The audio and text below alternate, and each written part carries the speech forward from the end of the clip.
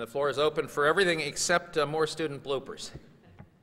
I'd like to take you up on your invitation to comment a little bit about what's going on in the country with the other two endeavors that we talked about, school privatization and vouchers. School privatization and vouchers. Well, school privatization, and I spent 2.5 years of my life with the Edison Project, and I'm pretty positive about that, by the way. There are 12 Edison schools up and running this year, and I've been to 2 of them, and I really liked what I saw there. Of course, the bottom line questions cannot yet be answered. Will we see evidence that the kids are learning more, and will the investors ever make a nickel from this effort? We do not know the answers to those questions, but do they look and smell like good schools? They do. There are easily a dozen other companies that are trying or succeeding in running schools under contract, public schools under contract, at the individual school level, or in a couple of cases at the district level. There have been some missteps. Big firm called Educational Alternatives tried to run a lot of schools in Baltimore and Hartford, and for a variety of reasons, some inherent in it, some inherent in the teachers union in both those cities. That didn't work out very well. Some of these other firms, little startups, I think have very promising ideas about schools and are going to be getting more and more of these contracts, sometimes as charter schools, by the way, sometimes under regular contracts with districts. Besides the highly publicized organizations that are running whole schools, though, it's very important to know that there's another side to this industry. It's firms like Sylvan Learning Systems, which are contracting for portions of schools, for one subject, or for compensatory tutoring, or for summer services, or for after-school services. And the less than whole school industry within the education field is actually booming. And of course, public education for decades has contracted with outside providers for non-instructional services, for bus transportation and lunches in the cafeteria and things like that. There's now a whole publication called the Education Industry Report. It comes out every month. The education industry has now been the subject of 2 Wall Street investors conferences. There's some interesting bubbling on this front, and I think we're going to see more before we see less. As many people have noted, it's a $300 billion industry, and there ought to be some opportunity there for some people to do it better and possibly make a dime in the process. They'll have to do it well in order to make money, though. They'll probably have to make money in order to do it well. We shall see how this goes. On the voucher front, there are 2 bona fide, almost full-fledged voucher programs operating in America today. Milwaukee's had one for 3 years. It includes private schools, but not religious schools. And Cleveland has one, now a month old, that includes religious schools. These are both for low-income, inner-city, mostly minority kids. And in both cases, they were authorized by state law, but they're operating only in one municipality within the state. The courts have found the Ohio program, so far, constitutional, in spite of the inclusion of parochial schools. And incidentally, some new schools came into being to take advantage of the voucher program, so there's been a supply-side response. And incidentally, not surprisingly, thousands more parents sought these vouchers than there were vouchers available. This is also interesting. And as we were discussing at breakfast, I think a significant development may have occurred the night before last when, in the presidential debate, Bill Clinton offered no principled objection to school vouchers. He merely said states and communities should decide this for themselves, and the federal money shouldn't go in that direction. He did not stand up there and say it's a bad idea. He did not stand up there and say we must all go to one public school system. He did not say it's unconstitutional. He said states and communities should decide for themselves about private school vouchers, and he said that 3 times. Does he believe it? I don't know. But he said it on television 3 times, and I think this is an interesting development.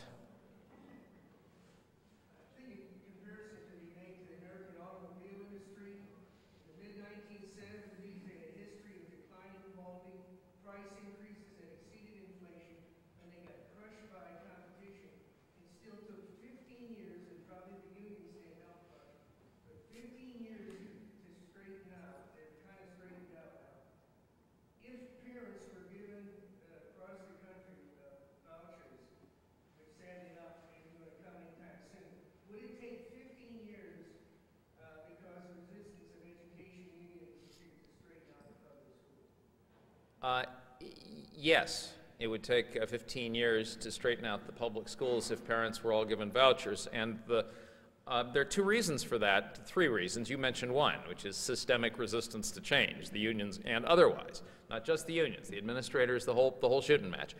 But there are two other reasons. One is that most parents lack adequate consumer information to make intelligent choices. And secondly, most parents are smug about the school their kid currently attends. The only parents who are genuinely, really thoroughly ticked off are inner city parents.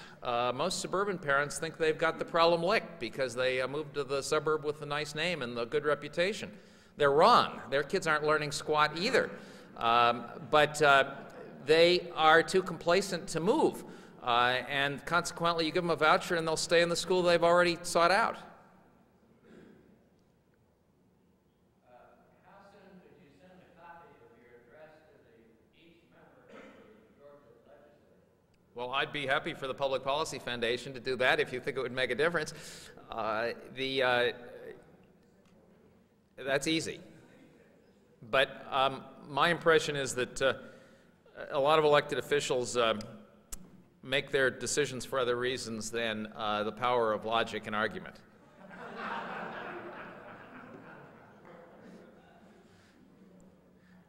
Others, yes, sir. There's maybe a third paradigm of reinvention going on, and that's this rise of homeschooling. There was a recent article in the AJC about the numbers of homeschoolers in Georgia doubling every 2 to 3 years, and a lot of these students are starting to show up at Georgia colleges and universities seeking admission. Speak just a moment about the public policy implications of homeschooling. Is it good, bad, irrelevant? Homeschooling actually isn't very well understood, partly because there are no decent national data or other information on this phenomenon. If you have good data on homeschooling in Georgia, you've actually accomplished something. Many homeschoolers are so wary of government that they won't even fill out survey questionnaires or answer questions, and consequently, nobody knows how many there are. It's sort of an underground movement. Estimates vary from about 500,000 to 2 million around the country. To put that in perspective, there are 50 million kids enrolled in schools in the country. So if we were at 500,000, we'd be at, what, 1%, and if we were at 2 million, we'd be equivalent to 4% of school enrollments. I think 2 million's high, but again, nobody really knows.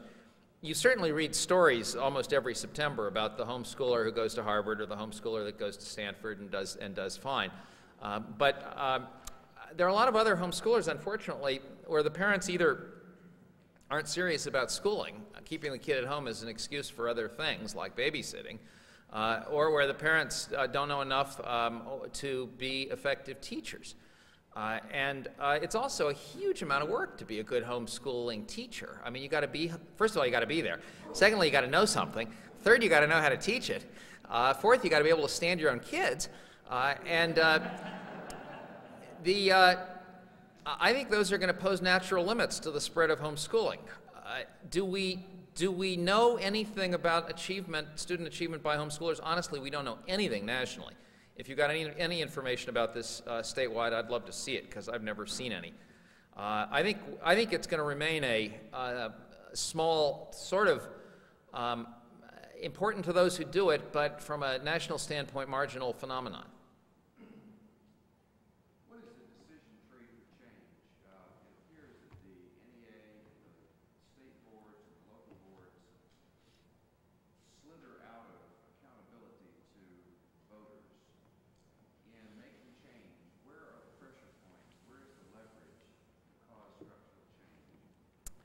Leverage to cause structural change is mostly, though not exclusively, in the state legislature.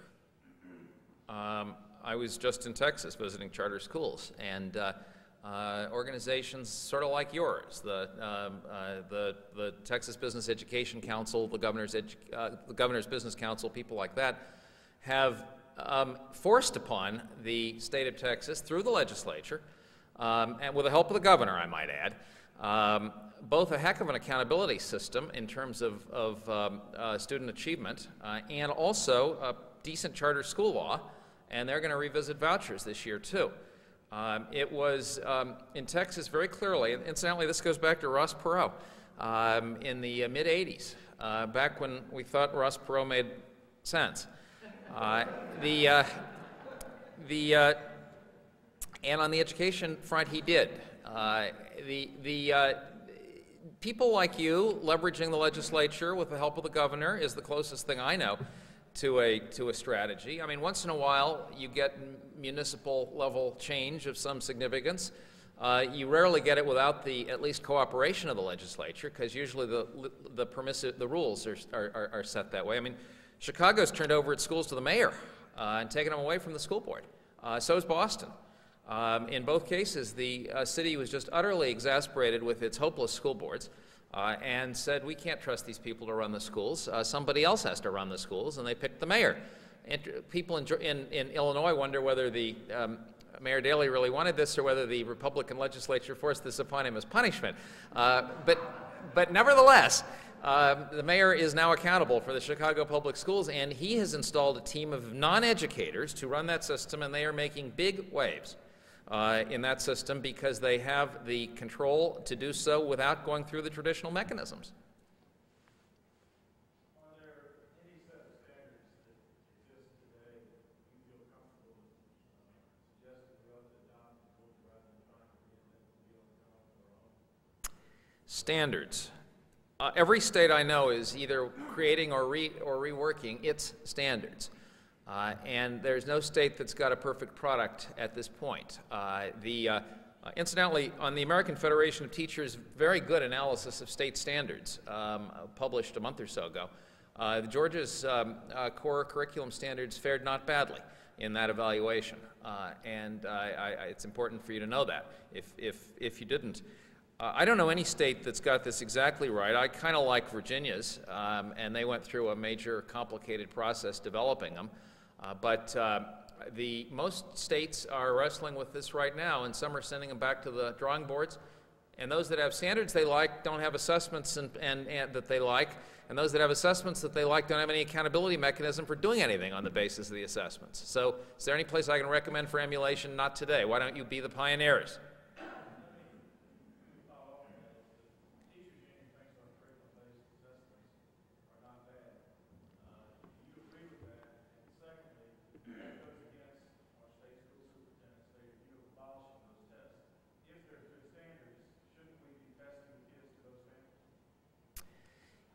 You ought to have tests that are worth teaching to, which is the opposite of the conventional wisdom. Conventional wisdom says teaching to the test is evil.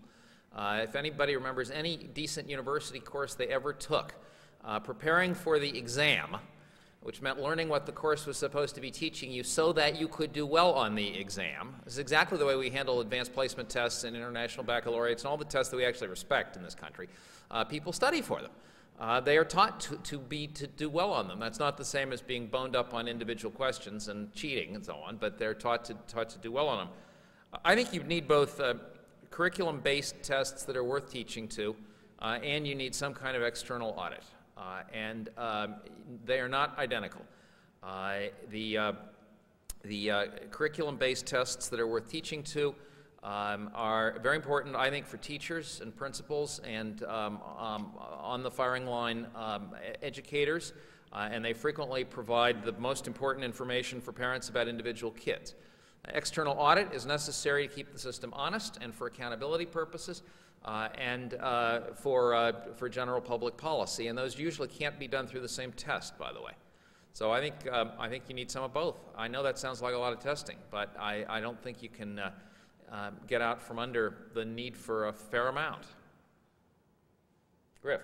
We have in Georgia, and I could be wrong, but I'll be corrected if I am, but anyway, we do matrix testing at 3rd, 5th, 8th, and 11th. To my knowledge, unless the school does it themselves, there's no individual student testing that can be tracked over time. So, what's your thought of that? To me, when I look at the results, you can somewhat make a ballpark estimate as to how well a school may be doing at a certain grade level, but there's no individual assessment, there's no longitudinal tracking of students, and what's your thought on that? In Texas, by contrast, just because I was there last week, every kid in every grade in every school is tested every year, and those results for the kid are made available to the parents, as are the results for the school and the school district. And the mother of all computers at the state education agency has longitudinal data on kids too.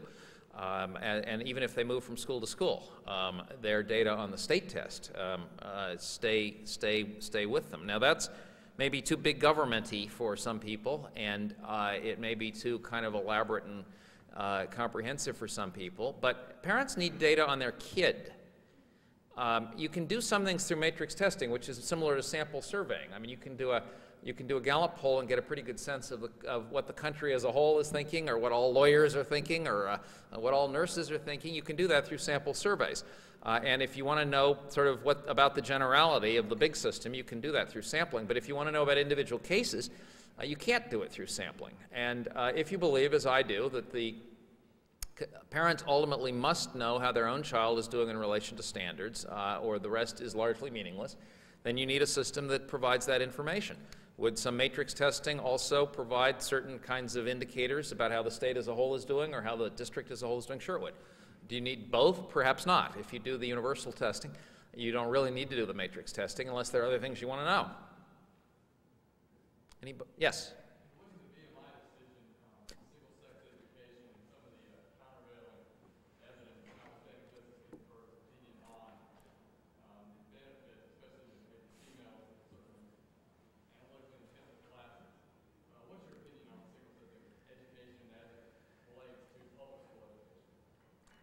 Well, if you believe in school choice and in schools being different and in people being able to pick what suits them and what they think is going to work for them, then you're going to believe in all sorts of differences, including some that you might not want to send your own kid to.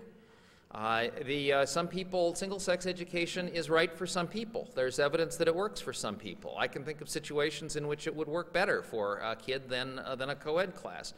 What do I think about Afrocentric schools attended only by black kids? Well, I sort of have the same view. This is going to work for some people, and as long as the core standards, whatever they are included in what that school teaches, I think I'm willing to let people decide for themselves what additional things they want in their school. If they want a school that teaches from midnight to 4 a.m., it seems to me that's going to work for some people. And if they want a school without walls and they study in the flower garden, that's going to work for some people.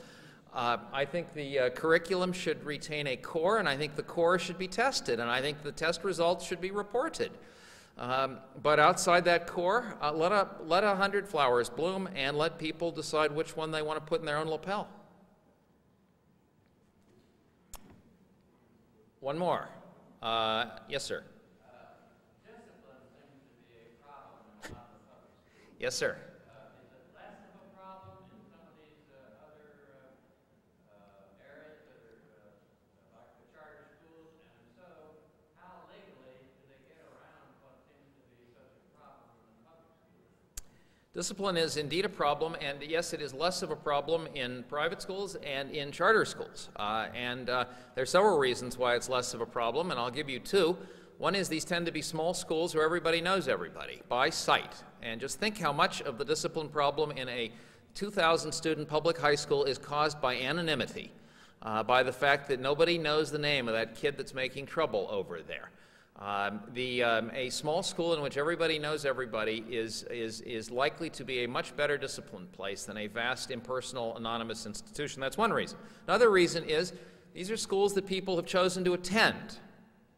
Schools that people choose to attend, be they public, private, charter, you name it, are likely to be better behaved because the people in them want to be there and they're there for a reason. They generally know what that reason is, and they generally know that they're going to be accountable in some way for their performance as well as for their results. Charter schools also typically, though they don't have admissions requirements or tests, they typically, in effect, have the kid and the parent go through an interview process, and they frequently end up with a kind of contract that involves the parent and the kid and the school as to who's going to do what in connection with the education of this kid in that school this year or this month or this quarter. And these tend to make for better behavior. So do the attentive and concerned teachers who gravitate to these kinds of schools. Because they want to be there too, and they work hard and they like the kids, and if you go around asking kids what's different about their charter school than the regular school they used to attend, almost without fail, the first thing the kid says is the teachers here really care about me. That makes a difference in discipline too. Thank you all very much.